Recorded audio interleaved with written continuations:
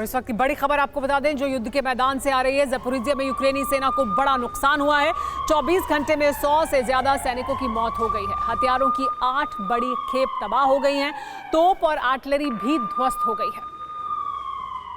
जंग में एक और रूसी सेना के हमले घातक हो रहे हैं, तो वहीं दूसरी तरफ यूक्रेन आर्मी को अब नेटो के हथियारों पर भरोसा नहीं रहा। नतीजा यूक्रेन आर्मी का हौसला टूटने लगा है। वो ये मान रही है कि रूसी हथियार ज्यादा बेहतर हैं। यही वजह है कि वॉर ग्राउंड में यूक्रेनी जवान आगे बढ़ने की जगह रूसी सैनिकों के सामने सरेंडर कर रहे हैं। नाकाम होती फौज से ज़ेलेंस्की बेहद नाराज हैं। दावा है कि उनके रडार पर यूक्रेन आर्मी के कई कमांडर्स हैं। आने वाले दिनों में ज़ेलेंस्की कोई बड़ा फैसला ले सकते हैं। रूस के बारूदी बवंडर के बीच यूक्रेनी सेना के पस्त होते हौसले और हताशा का ये सबसे ताजा प्रमाण है।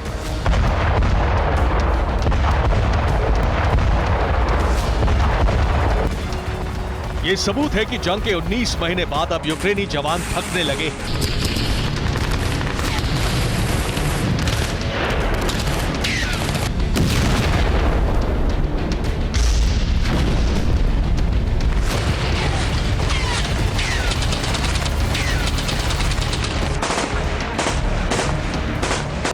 एक तरफ वॉर जोन में यूक्रेनी जवान सरेंडर कर रहे हैं, तो दूसरी तरफ हार से बौखलाए ज़ेलेंस्की एक के बाद एक ऐसे फैसले ले रहे हैं जिससे नेटो में यूक्रेन की हार का डर बढ़ रहा है।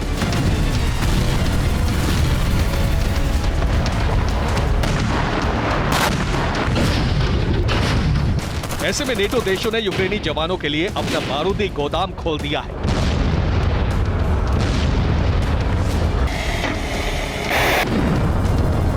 रूस के प्रचंड प्रहार के बीच यूक्रेनी खेमे का हर हाल आपको बताएंगे।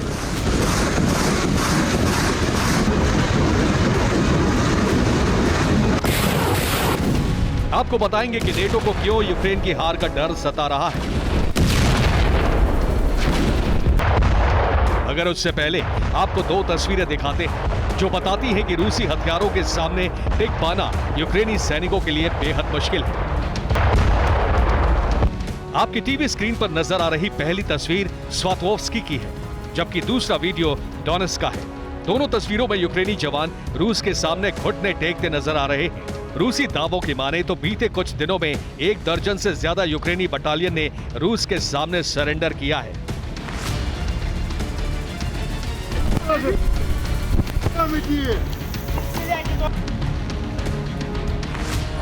स्थिति ये है कि न तो यूक्रेनी सेना के पास रूसी फोर्स से मुकाबला करने के लिए बेहतर हथियार हैं और न ही रक्षा कवच। उन्हें रूसी सैनिकों से लड़ने के लिए जिन पोस्टों पर छोड़ा जाता है वहां रसद और गोला बारूद वक्त पर नहीं पहुंच पाता। जाहिर है कि सिर्फ हौसले से जंग नहीं लड़ी जा सकती, उसके लिए हथियार जरूरी है जो यूक्रेनी सेना के पास नहीं है। इसलिए धीरे धीरे उनके हौसले टूट रहे हैं।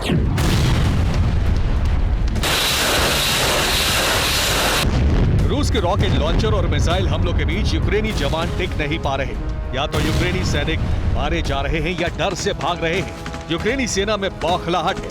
ऐसे में अमेरिका और नेटो देशों को ये डर सता रहा है कि यूक्रेन कभी भी वॉर ग्राउंड में टोटल सरेंडर कर सकता है। यही वजह है कि कल तक जो नेटो हथियारों की कमी की बात कर रहा था, अब उन्हीं नेटो देशों ने अपने हथियारों के गोदाम खोल दिए।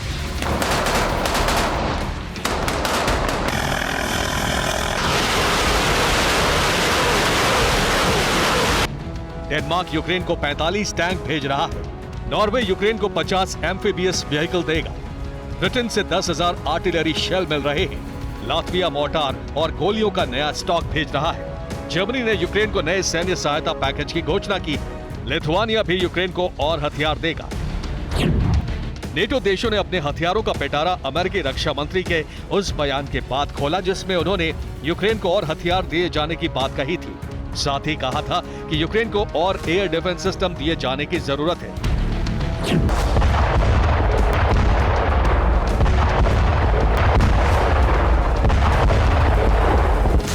नेटो यूक्रेन को नए हथियार तो दे रहा है, लेकिन यूक्रेनी सैनिकों का आरोप है कि नेटो अपने कबाड़ और घटिया क्वालिटी के रिजेक्टेड हथियार यूक्रेन के लिए भेज रहा है।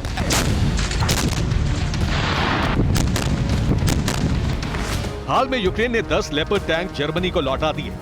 यूक्रेन का कहना है कि इन टैंकों को मरम्मत की जरूरत है। यूक्रेनी सेना का आरोप है कि जर्मनी युद्धाभ्यास में इस्तेमाल टैंक भेज रहा है। टैंकों के लिए अलग से स्पेयर पार्ट भी नहीं भेजे गए।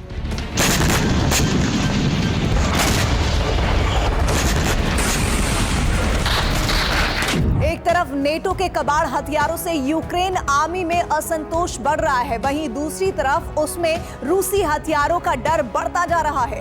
एल पैस स्पेनिश अखबार ने हाल ही में कुछ यूक्रेनी सैनिकों के साथ साक्षात्कार किया। एल पैस के मुताबिक यूक्रेनी जवान ये मानते हैं कि रूस से जीतना बेहद मुश्किल है।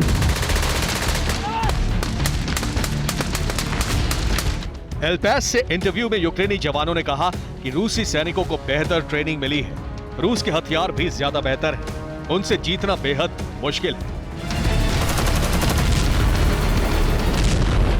साफ है, रूस जवानों का हथियार का डर यूक्रेन को जंग में पीछे ढकेल रहा है और वो एक के बाद एक मोर्चे पर हार रहे हैं, जिससे ज़ेलेंस्की बौखला गए हैं। ज़ेलेंस्की अपने सैन्य अधिकारियों और कमांडर्स के खिलाफ कड़े एक्शन ले रहे हैं। ज़ेलेंस्की ने 47वीं मैकेनाइज्ड ब्रिगेड के कमांडर को बर्खास्त कर दिया। लेफ्टिनेंट कर्नल ओलेक्जेंडर साक ज़ेपोरिजिया में तैनात थे। ज़ेपोरिजिया में निराशा हाथ लगने के बाद ज़ेलेंस्की ने यह फैसला लिया। दावा किया जा रहा है कि वॉर में बेहतर प्रदर्शन नहीं करने वाले कमांडर्स ज़ेलेंस्की के रडार पर हैं। आने वाले दिनों में कई और कमांडर्स को हटाया जा सकता है। अंतहीन जंग के बीच यूक्रेन आर्मी के टूटते हौसले और ज़ेलेंस्की की बौखलाहट बताती है कि यूक्रेन आर्मी में कुछ ठीक नहीं चल रहा। ऐसे में नेटो देशों का हथियार बूस्ट अप यूक्रेन सेना को वापस फ्रंट फुट पर ला पाता है या नहीं, ये तो वक्त ही बताएगा। Bureau report, TV9 Bharatvarsh.